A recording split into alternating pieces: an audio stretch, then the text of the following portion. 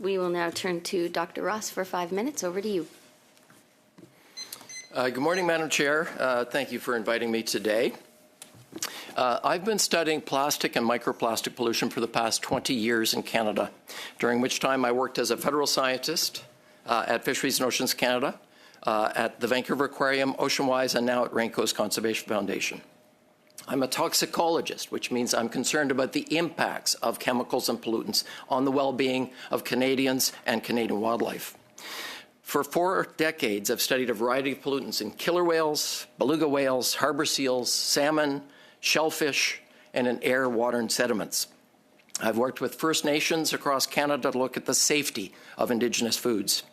Most of what I've studied have been chemical in nature: PCBs, dioxins, PBDEs, pesticides, hydrocarbons, metals, including mercury, among others.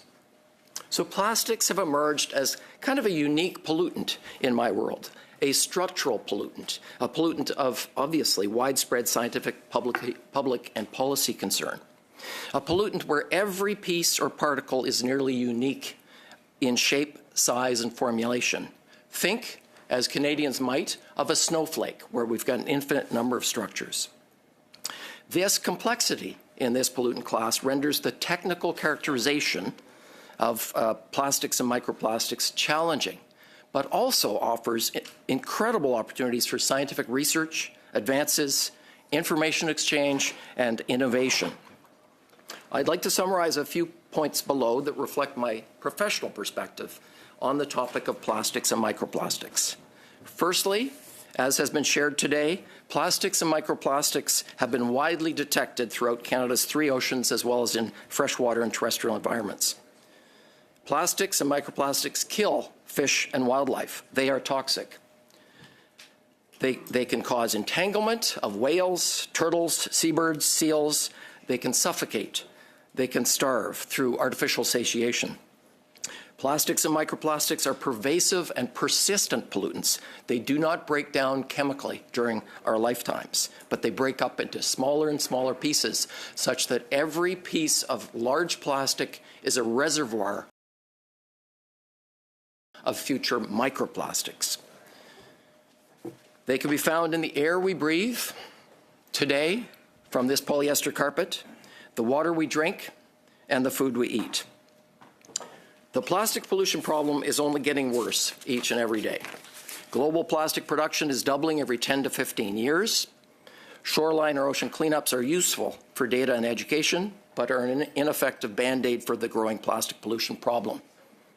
Recycling systems, despite the best intentions of municipalities and provincial agencies, fail to collect the vast majority of plastic waste in Canada. Additives, colors, and chemical formulations, including endocrine-disrupting compounds, prevent a safe and circular plastics economy. The majority of plastics in our blue bins end up either in landfills or in dead-end products, such as park benches, carpets, or curtains.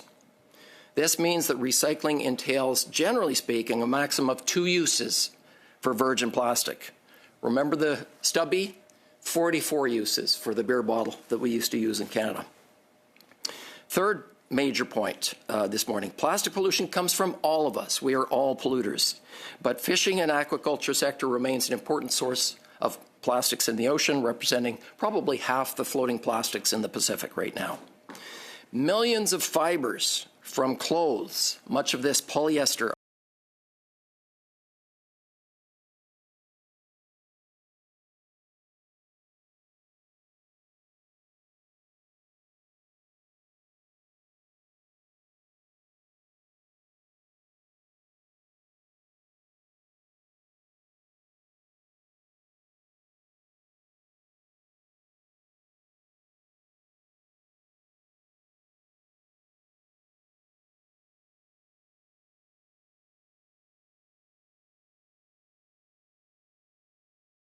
are shed with each laundry.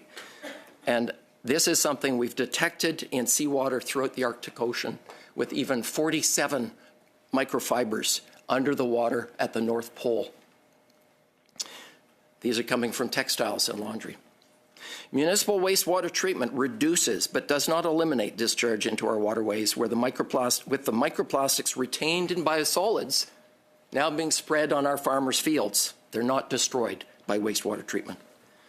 Single-use packaging from restaurant customers, recreational users, and travelers can be found on our streets and shorelines. This is something that every child can tell us about and that we all do our best to avoid. Plastic packaging accounts for approximately 47% of plastic waste in Canada. This is ending up largely in landfills. That's 1.4 million tons per year.